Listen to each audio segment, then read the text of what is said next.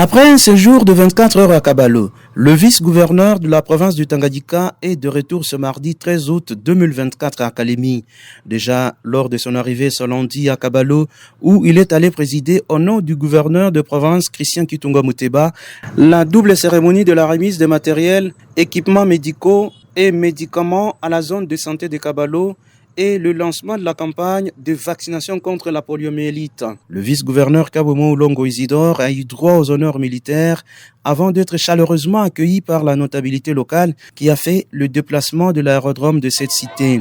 Peu après, le numéro 2 de la province du Tanganyika, l'honorable Kabomo Longo Isidore, s'est rendu à l'hôpital général de référence de Kabalo où les décors étaient déjà plantés pour cette cérémonie. Après le mot de bienvenue de l'administrateur assistant du territoire de Kabalo, le médecin-chef de cette zone rurale a, dans son allocution, peint les tableaux sombres de ce territoire dans le secteur de la santé où il s'observe un taux faible d'utilisation de services curatifs et un taux élevé d'accouchement dans la communauté. C'est lot important de matériel, équipements médicaux et médicaments dont de l'UNICEF vient ainsi pallier à cette situation en vue d'améliorer la qualité des soins dans 15 structures médicales bénéficiaires et l'hôpital général de référence de Kabalo. Cette autorité médicale plaide cependant auprès du gouvernement provincial pour l'obtention des équipements d'énergie solaire afin de faire fonctionner certains équipements médicaux.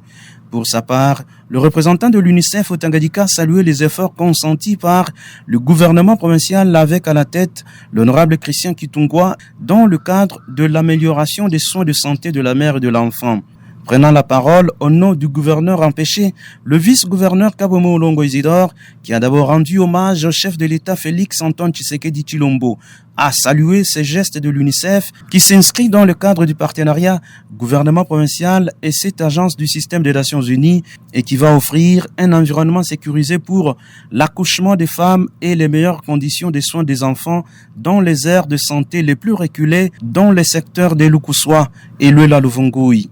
Au cours de cette cérémonie, un échantillon d'équipements médicaux et matériels informatiques a été remis symboliquement au vice-gouverneur qui l'a remis à son tour aux bénéficiaires. Et ce, avant de le voir administrer la goutte de vaccin contre la poliomyélite, dont la cible sont les enfants âgés des 0 à 15 ans dans cette zone de santé qui a déjà enregistré 27 cas de poliovirus sauvage entre 2018 et 2023. Notons que le vice-gouverneur Kabomo Longo Isidore a visité les différents blocs de l'hôpital général de référence de Kabalo, notamment la maternité où il a payé la facture des soins de toutes les femmes accouchées et bloquées pour insolvabilité. Geste de cœur salué par toute la population de Kabalo.